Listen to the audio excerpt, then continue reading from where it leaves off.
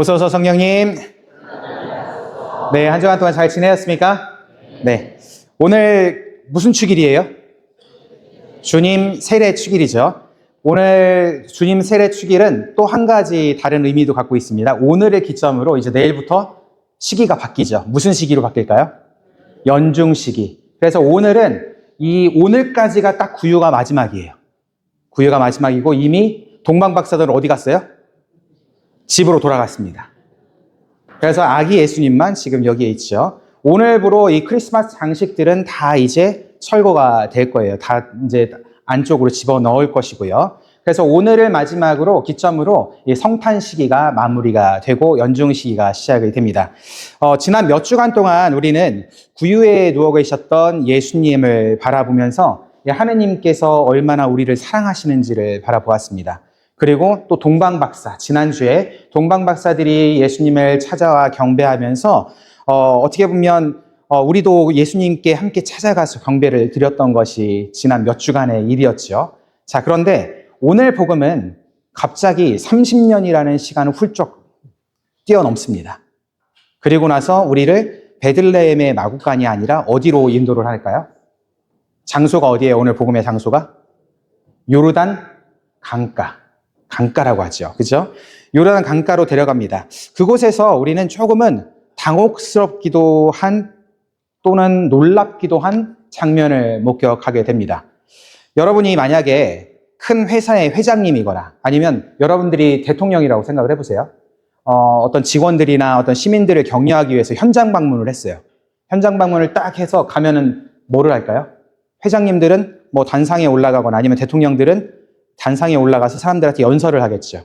아니면 어디 높은 자리에 앉아서 사람들에게, 그 직원들에게 또는 사람들에게 업무 보고, 현장 업무 보고나 이런 것들을 듣겠지요. 그런데 그것은 어떻게 보면 권위를 가지고 있는 사람들의 일반적인 모습이기도 하고 우리가 그냥 자연스럽게 받아들이는 부분 중에 하나일 수도 있을 것 같습니다. 그런데 오늘 복음의 예수님은 전혀 다른 모습을 보여주시죠. 이 세례자 요한이 요르단강에서 회개의 세례를 베풀고 있을 때입니다. 그때 얼마나 많은 사람들이 몰려들었을까? 지금은 상상도 할 수 없을 정도의 많은 인파가 몰렸다라고 이야기를 하죠. 거기에는 많은 종류의 사람들이 있었습니다. 율법학자들도 있었고 바리사이들도 있었겠죠. 그런데 대표적으로도 세리들도 있었을 겁니다. 그리고 창녀들도 있었고 자신이 죄인이라고 생각하는 모든 사람이 그곳에 와서 세례를 받기 위해 줄을 서 있었을 겁니다. 그냥 아무렇게나 무작위하게 막 몰려서 이렇게 하는 게 아니라 아마 세례자 요한 앞에 가서 세례자 요한에게 세례를 받기 위해서 기다리고 있었겠죠. 그런데 거기에 그 줄에 누가 서 있어요? 예수님이 서 있습니다. 그 안에 가만히 서 계시는 거예요. 그리고 자신의 차례가 딱 되자 세례자 요한을 만나는 겁니다. 딱 만나니까 세례자 요한이 깜짝 놀라는 거죠. 그러면서 예수님한테 이런 말씀을 하십니다. 제가 선생님께 세례를 받아야 할 터인데 선생님께서 저에게 오시다니요. 너무나도 놀란 부분이죠. 하지만 예수님께서는 뭐라고 하세요? 지금은 그렇게 하십시오라고 합니다. 그러면서 세례자 요한에게 묵묵히 세례를 받으십니다. 이것이 어떻게 보면 성탄의 완성이라고 할 수 있는 부분이 아닐까라는 생각을 해봅니다. 아기로 오신 예수님은, 하느님은 이제 사람이 되신 것에만 머무시는 것이 아니라 우리의 비참함과 또 죄스러움이 있는 가장 낮은 자리까지 내려와서 우리와 똑같이 되십니다. 그리고 우리와 똑같은 세례를 받으십니다. 오늘 제1독서 이사야 예언자는 이렇게 오실 메시아께서 어떤 분이실지에 대해서 정확하게 예언을 했습니다. 1독서에서 이렇게 얘기하죠. 그는 부러진 갈대를 꺾지 않고 꺼져가는 심지를 끄지 않으리라. 세상의 왕들은 힘으로 제압하고 꺾인 갈대는 어떻게 해요? 그냥 꺾어버립니다. 그것을 다시 남겨두거나 또는 치료해 주려고 하지 않지요. 하지만 죄인들의 줄에 서 계신 예수님은 다르죠. 그분은 상처와 부족함을 심판하러 오신 분이 아니라 그 아픔을 함께 жил머지고 치유해 주러 오셨다라는 것을 오늘 복음은 우리에게 이야기해주고 있습니다. 예수님께서 그 겸손의 세례를 받으시고 물 위로 올라오셨을 때 하늘이 열리면서 이런 목소리가 하늘에서 들려옵니다. 이는 내가 사랑하는 아들, 내 마음에 드는 아들이다.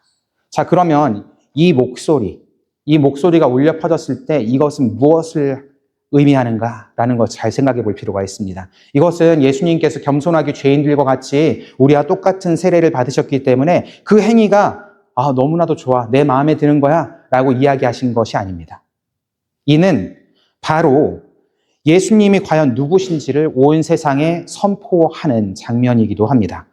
비록 죄인들의 줄에 섞여 계시고 그들과 같은 세례를 받으셨지만 그분은 하느님과 본질이 같으신 참된 하느님의 아들이십니다. 성부 하느님께서는 바로 이 순간 당신의 아들이 인간의 죄를 짊어지는 이사야 예언서에 나온 고난받는 주님의 종의 모습, 그 길을 받아들이신 것을 보시고 또 그분이 당신의 뜻을 온전히 이루실 메시아이심을 세상 사람들에게 다 선포해 주시는 장면이 바로 이 말씀이라고 할 수가 있습니다. 가장 낮은 물 속에 계셨지만 가장 높으신 하느님의 아들이심이 만천하에 선포된 것이 바로 이 말씀이라고 할 수가 있겠습니다. 예수님의 세례는 하지만 그분 사건에만 머물러 있지 않습니다. 예수님에게만 적용되는 것으로 끝나고 일어난 사건이 아닙니다. 오늘 제2독서에서 우리는 편지 하나를 들었는데 누구의 편지일까요?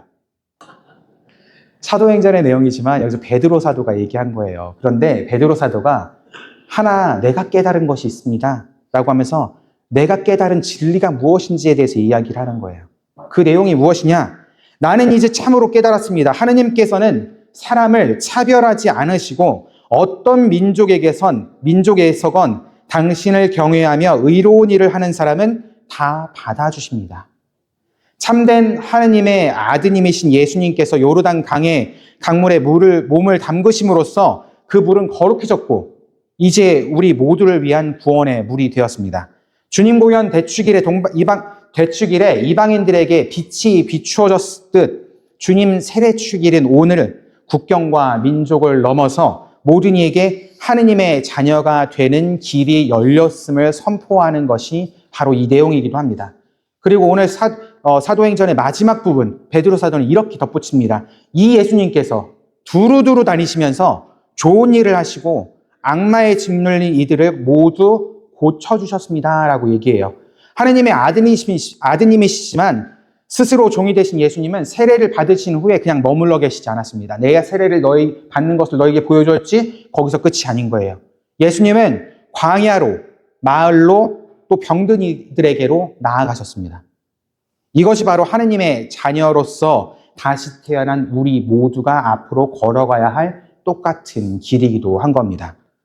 성산 시기를 마치고 이제 연중 시기로 들어가는 주님 세례축일인 오늘 우리 각자는 이제 우리가 받은 세례를 되돌아보아야 합니다. 우리가 받은 세례는 천국행을 보증해주는 보증수표를 우리 지갑에 넣는 그 행위가 아니에요. 우리가 받은 그 예식은 바로 파견 명령이기도 합니다.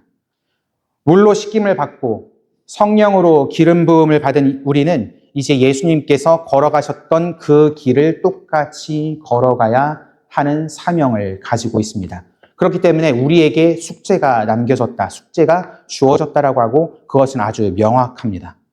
그래서 두 가지 우리의 숙제에 대해서 함께 이야기해 보고자 합니다. 첫 번째 숙제는 예수님께서는 죄인들과 함께 세례를 받기 위해 그 자리에 함께 하셨죠. 그 줄에 같이 서 계십니다.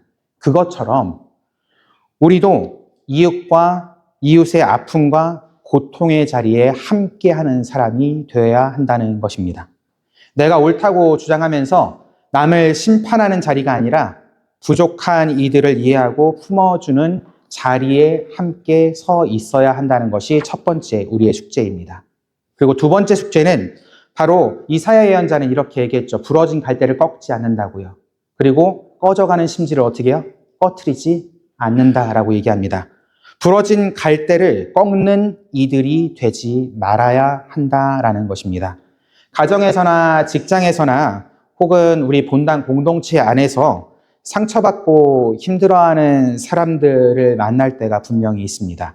그럴 때 그들을 외면하거나 또 비난하는 그런 행위로 인해서 꺼져가는 심지를 더 꺼버리는 그런 행위, 꺾여 있는 갈대를 꺾어버리는 행위를 해서는 안 됩니다. 오히려 꺼져가는 심지를 다시 살릴 수 있는 행위를 해야겠죠. 아주 따뜻한 말 한마디 또는 부드러운 미소 한 번을 지어주는 것이 그들에게는 그 행위가 될 겁니다.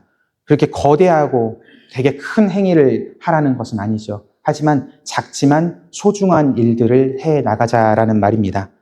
우리가 이 두 가지를 우리 삶 안에서 실천을 하게 되면 그것은 우리가 누구인지를 드러내는 가장 확실한 표징이 될 거라 믿습니다.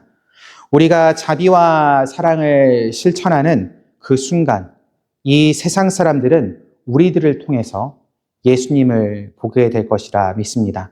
그렇게 우리의 세례는 그저 하나의 예식이 아니라 우리의 삶을 표현하는 또 다른 모습으로 태어나고 또 되살아나야 된다는 것 함께 기억하면서 오늘 미사 정성껏 봉헌했으면 좋겠습니다.